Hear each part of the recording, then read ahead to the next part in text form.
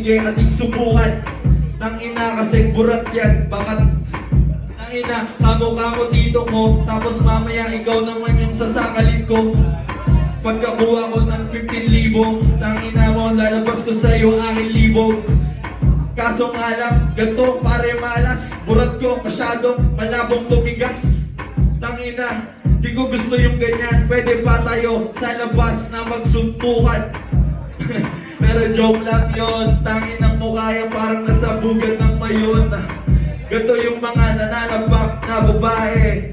Tito ko kamukha mo kasi mukha kang lalaki. Di ko na sasabihin yung pangalan, pero subukan nating balikan yung kasaysayan mo na ilag na doon sa flip top. Pero hanep pa, dami mo nadukutan ng laptop. Pero sige, subukan pa natin. Tangin na wasak to sa akin, ready na ako sa kasunod.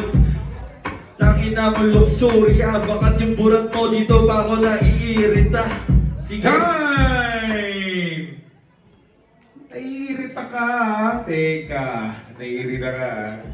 Sige, di. Ito na, final round.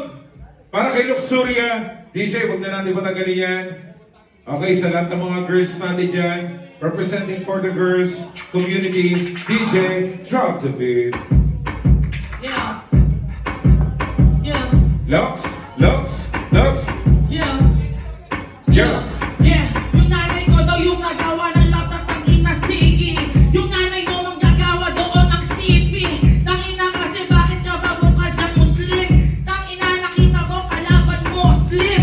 Tangina napapa-work trip ha ngayon. Kailangan mo naman kasi ito na ibaon. Tangina wala namang itong pinanat na matindi. O nakita mo na pala ang aking titi.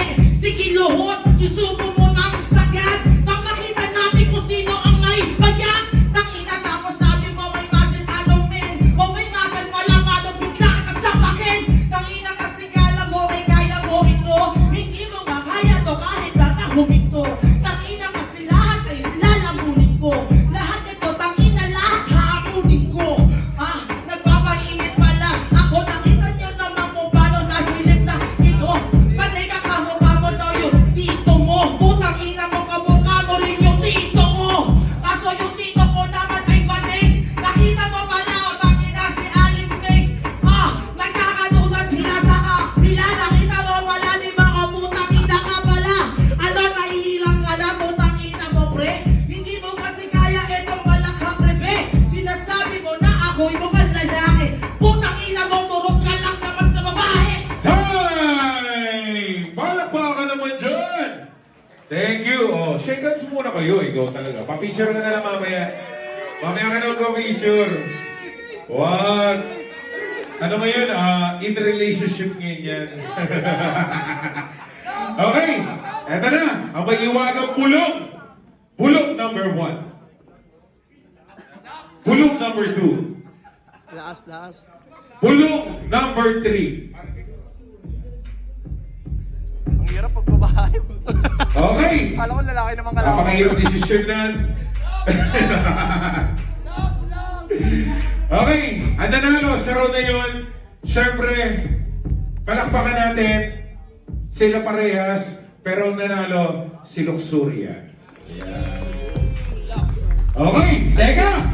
Huwag muna kayo malas! Total, mainit na. Painitin pa natin. Another certified rock battle MC in the Philippines. Tinatawag